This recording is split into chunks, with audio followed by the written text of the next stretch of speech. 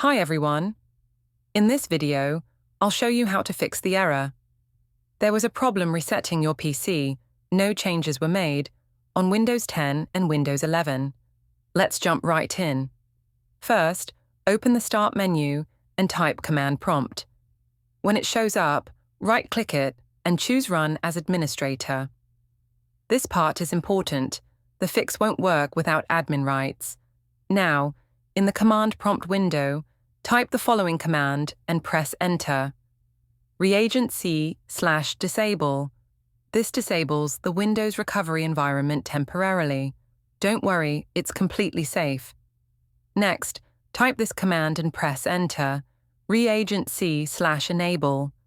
This re-enables the recovery environment and refreshes its configuration. In many cases, this step clears the reset error.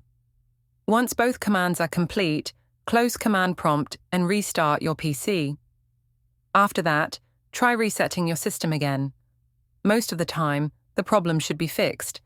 And that's it. If this video helped you out, make sure to like, subscribe, and tap the bell icon for more quick tech fixes. Thanks for watching.